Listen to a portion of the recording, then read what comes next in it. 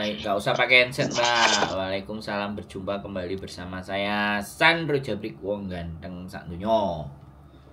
Ada apa ini? Mohon untuk tidak menyebutkan nama dan identitas dalam percakapan ini, karena percakapan ini saya naikkan dalam konten YouTube. Gimana, Mbak?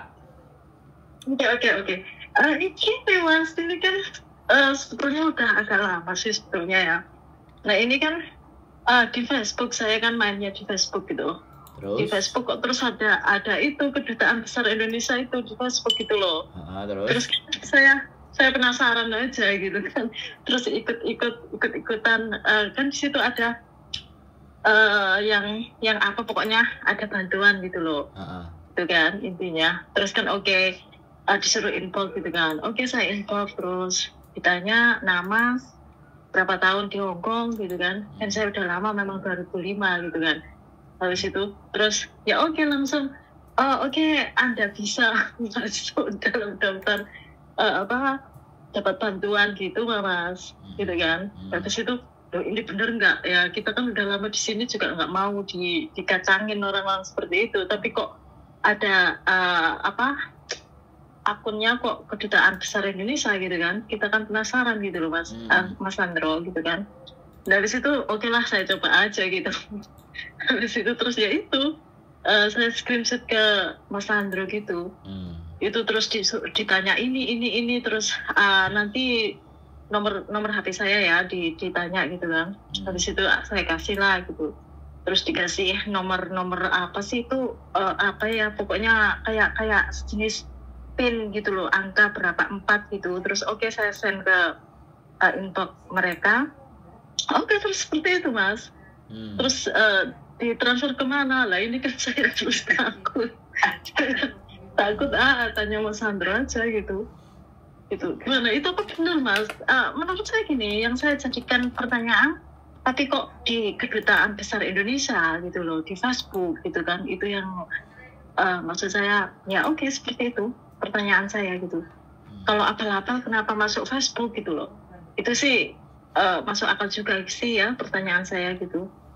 Kalau bohong kenapa masuk Facebook gitu kan. Tapi kalau saya masuk terlalu dalam ya saya juga nggak berani, karena juga ancang-ancangan Mas gitu kan, takut juga kan gitu kan. Kita udah lama di sini kan harus hati-hati gitu main sosmed seperti itu gitu.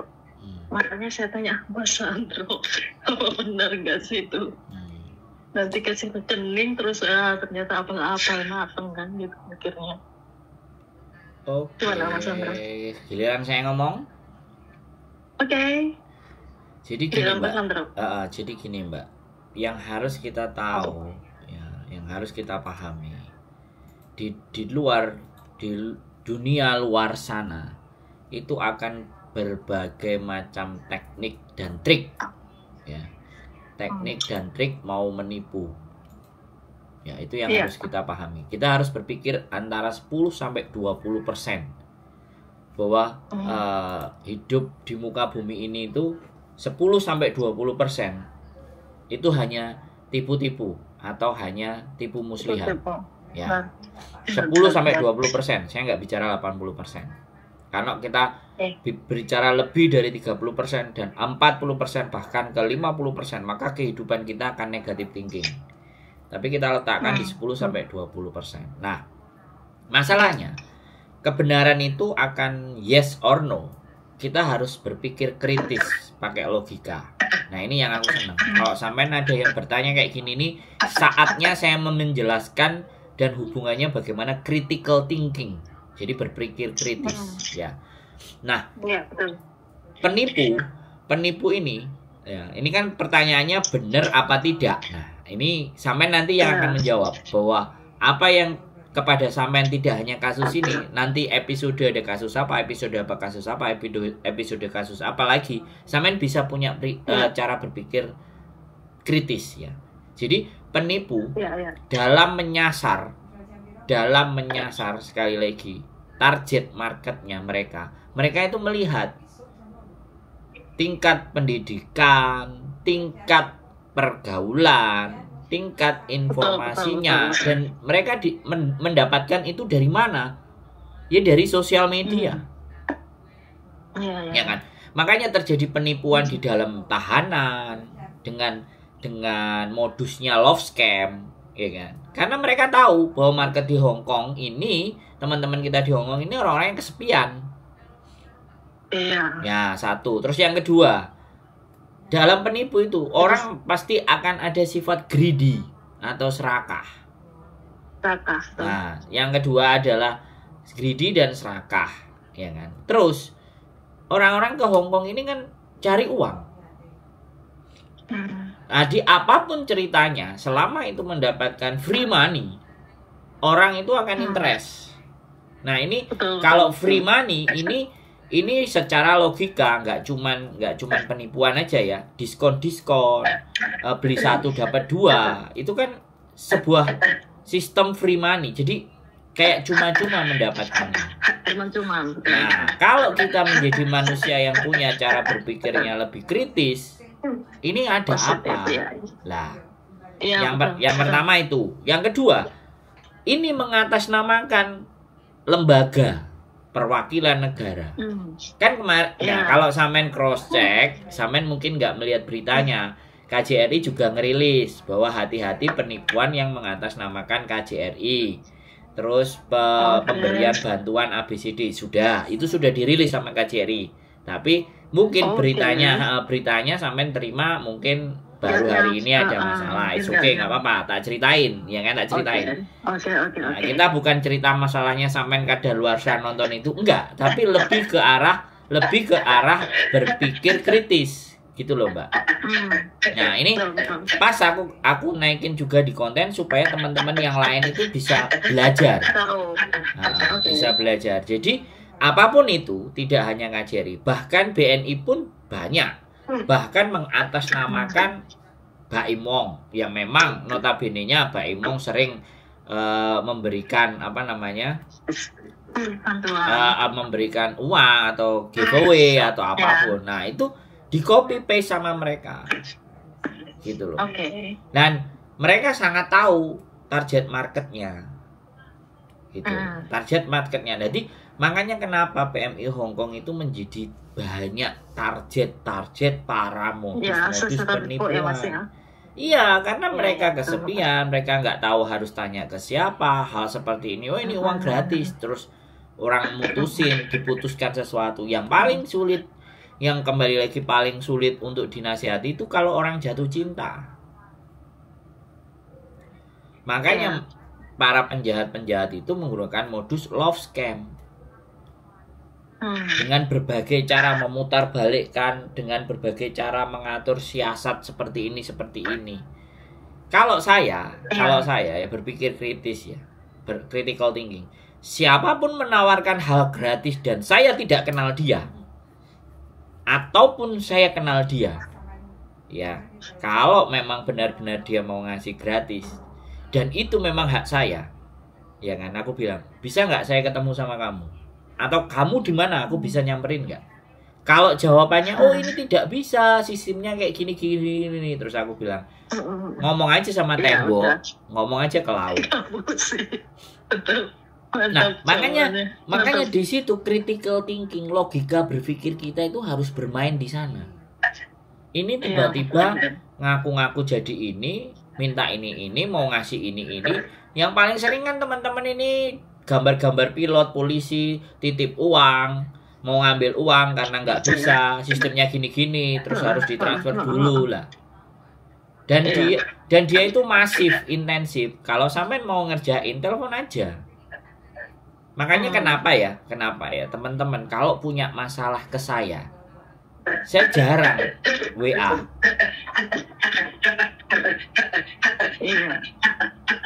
Saya selalu bilang, ayo telepon, ya, supaya jelas. Dan ketika telepon saya rekam. Ya, jadi kalau orang mau nipu terus teleponnya direkam, itu suaranya sampean mau bikin apa itu, Mbak? Berisik sekali.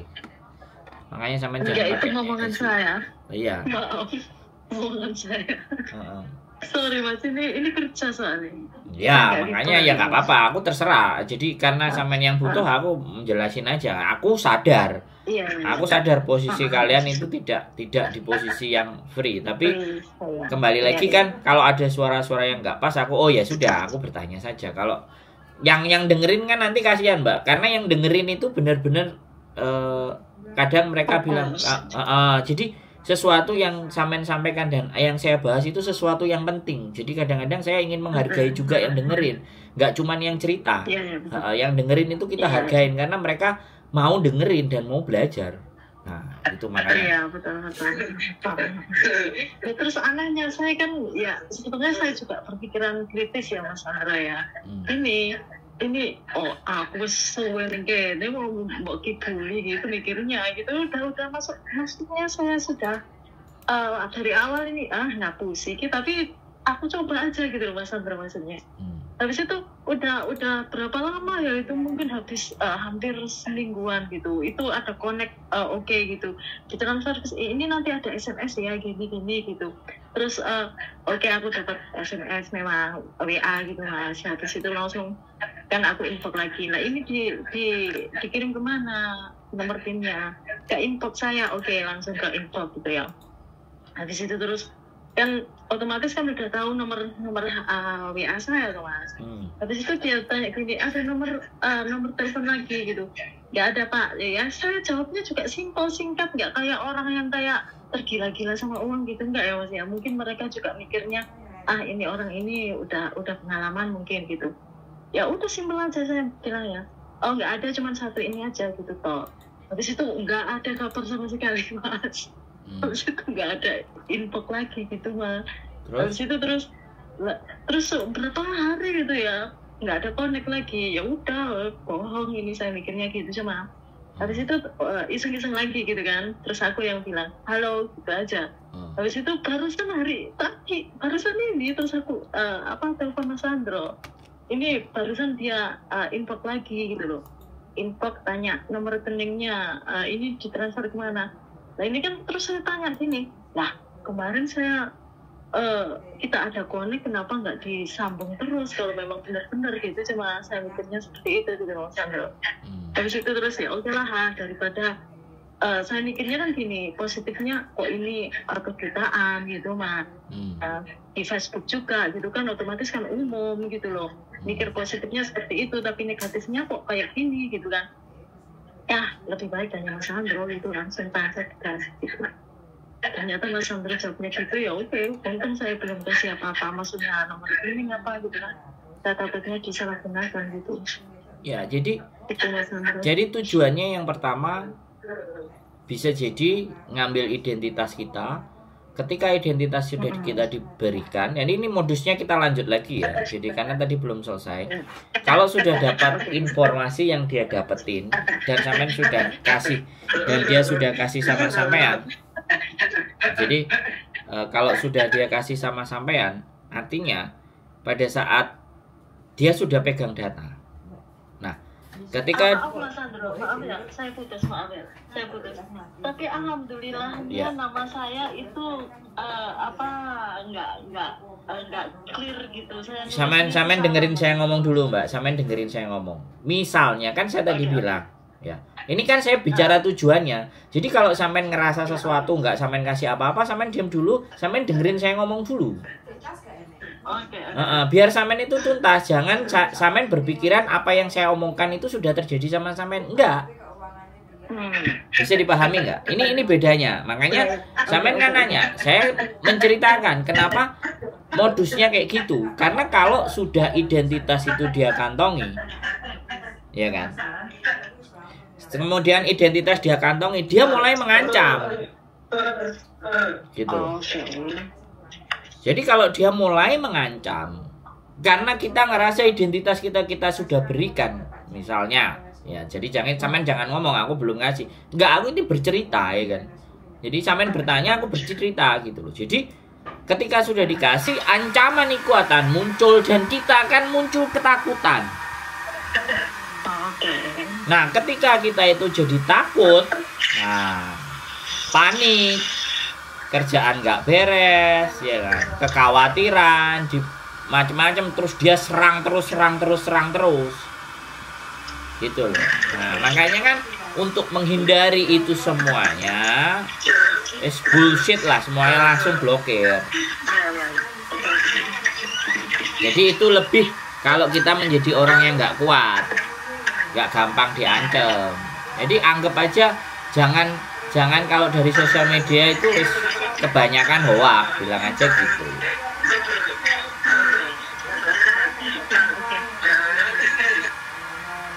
Kalau kita bicaranya kalau ada sesuatu yang benar, itu pasti ditungguin, disuruh datang ke kantornya, disuruh lapor, disuruh ngomong. Nah, kalau sudah ada kantornya semuanya, ketika apa yang kita berikan, ketika apa yang kita lakukan, kantornya kan ada, alamatnya ada.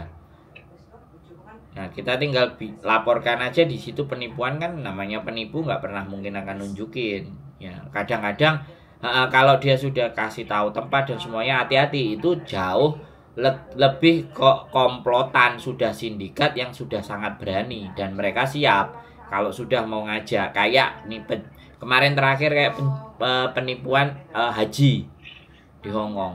Ya itu kan benar-benar ada kantornya. Tapi sekali nipu kan ratusan puluhan juta Hong Kong dolar. Nah, makanya jadi itulah, makanya sekali lagi ya, kita boleh percaya, kita boleh nggak percaya. Tapi kembali lagi, kalau logika kita berpikir ini tidak masuk akal, ya sudah, nggak perlu kita panjangin. Kalau kita mau nyoba ngelihat bahwa psikologi penipu kayak gimana dan kita lebih berani, ya nggak ada masalah. Kalaupun data, kasih aja data aja yang ngawur. Kalau mau pingin apa yang terjadi, kasih aja data ngawur.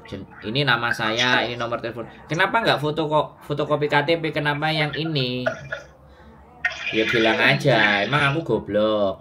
Nanti dia masih balesin nggak? Kan gitu. Jadi itu kan data diawur aja pakai nama Belgedes bin siapa gitu kan? Iya. Nah, ya jadi Chandra ya. Iya kan kadang ada anak-anak yang ingin membuktikan. Nah, artinya kalau kita sudah ngasih data yang nggak fix, benar, berarti kan kita lebih pintar dari dia. Tapi kita nyoba cari tahu sampai sejauh mana sih ini orang mau main-main kan gitu. Kalau kita kurang kerjaan kan ya dikerjain aja, so simple aja. Saya pernah Baim Wong itu 2 kali, kalau 3 jadi penipuannya Baim Wong di teman saya. Terus tak telepon, saya berlagak, tak masukin di konten juga. Oke. Langsung dimatiin sama dia. Mantap. Oke, udah tahu Mas, betul. Ya kalau sampai nonton pasti tahu lah intinya. Jadi gak apa-apa, main-main juga boleh kan. Kita juga main-main. Kemarin saya lihat kontennya Mas Sandro yang itu, yang mbaknya apa sih? Suaminya dipulangin itu loh. Dipulangin ke Indo itu loh, suaminya. Mbak bulan 3 itu yang mau pulang terus suaminya mau apa sih, pelarian ke ya. Terus dipulangin lagi. Itu saya full lihatnya kontennya Mas Sandro. Kesimpulan apa yang sama dapatkan dari nonton itu coba? Itu kesimpulannya ya, kalau mau bawa ke sini Loyang itu ya harus kita prepare segalanya. Jadi maksudnya untuk booking hotelnya harus ada persiapan gitu Mas. Itu yang poinnya saya lihat ya. Terus Mas Sandro sendiri kan sharing kalau sering juga seperti itu dulu gitu. Jadi mbaknya jangan cemas. Yang penting suaminya nanti di Indo itu bisa dihubungi lagi gitu. Terus kalau kesini lagi lebih baik masuk Makau dulu gitu kan. Intinya kan gitu. Caranya Mas Sandro lebih gampangnya gitu loh. Langsung ke Makau dulu baru ke Hong Kong gitu. Itu poinnya sih seperti itu. Jadi intinya kalau bawa suami ke sini harus semuanya harus dipersiapkan dulu gitu. yang paling penting kan bookingan hotel itu kan mbaknya lupa bookingan hotelnya di mana kapan gitu kan lupa dia. Menurutku nggak lupa. Menurutku nggak lupa, tapi nggak masuk akal aja kalau lupa. Oke. Jadi ada sesuatu, ada sesuatu yang dia sembunyikan dari saya. Iya betul. Tapi kan aku nyantol juga Mas. Tapi kan aku jadi gini loh, makanya kenapa di teleponku itu nggak ada yang menye-menye? Karena ketika dia mau menye-menye, dia sendiri yang akan kena. Benar. Tapi kalau telepon ke YouTuber yang lain kan seneng, jadi rame.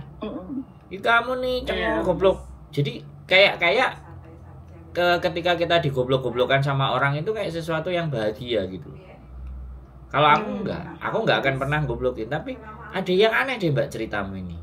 Iya, kadang itu saya ngomong kadang gitu sik kok sampai lali lah ya iku salah sampean betul jadi makanya penontonku juga pinter sing komen nggak bagus semuanya tapi kalau ada cerita sing koyok menurut mereka nggak pas dan nontonnya sampai akhir iki makanya komennya aku lihat kok sedikit agak ekstrim wah gak sido kelon yang karo bojone wah bojone uang paling ada yang kayak gitu jadi kan nah penontonku tuh pinter-pinter mbak ada yang sedih ada yang susah mereka nggak akan bully karena mereka tahu dan saya menyampaikannya bukan mengadili gitu saya menyampaikannya ya sudah ini buat pembelajaran kita terus ada yang makanya ada yang telepon nanti baru besok paling kontennya naik bilang bahwa saya bikin paspor di Indonesia kok diminta materai dari Hong Kong kok sampai bingung panik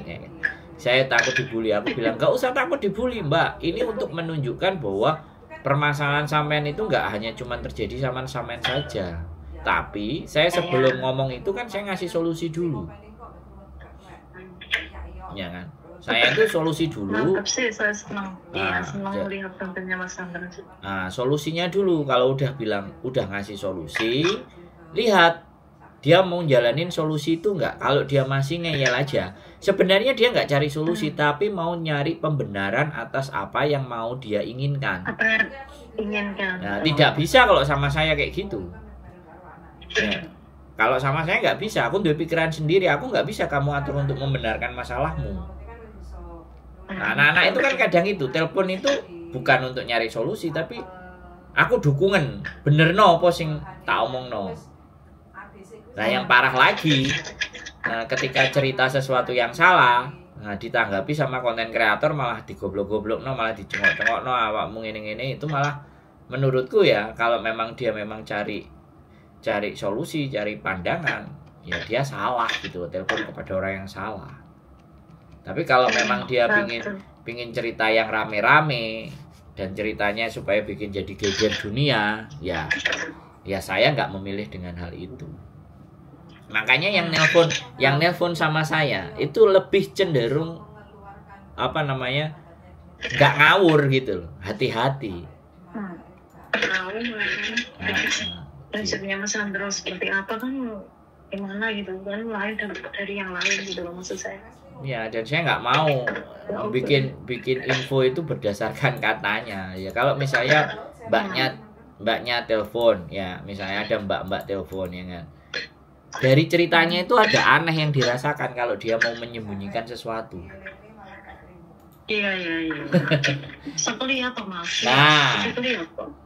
Makanya gitu kok gini ya waktu itu kok gini kok aneh gini. Iya.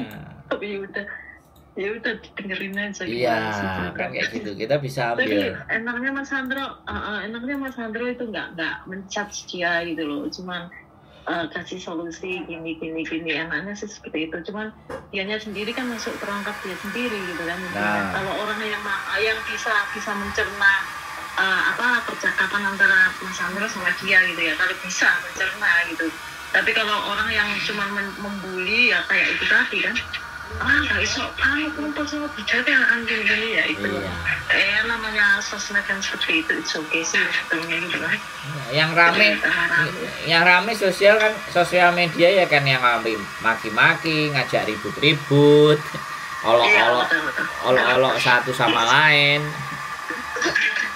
itu kan sesuatu yang membahagiakan, karena memang hidup mereka itu nggak bahagia, sehingga ada orang yang keliru, ada sasaran empuk untuk kita hajar, dan mereka nggak berpikir bahwa aku jadi bagian kayak orang goblok kayak mereka, enggak gitu. Sedangkan ya kalau saya kan nggak pernah ada yang ribut utang jambak-jambakan terus saya bahas di konten, kan enggak. Iya betul. Bahas yang ketangkep jualan itu kan saya nggak pernah bahas, karena ya sama-sama yang nonton, yang upload ya, yang komen ya, sama-sama orang-orang yang nggak jelas gitu. Betul. Iya, ada. Ya, semangat Mbak, sekali lagi ya. Hati-hati dengan dokumen dan data. Oke, siap. Oke, Mas Andra. Oke, makasih. Bye. Assalamualaikum. Jadi buat teman-teman semuanya ya kan,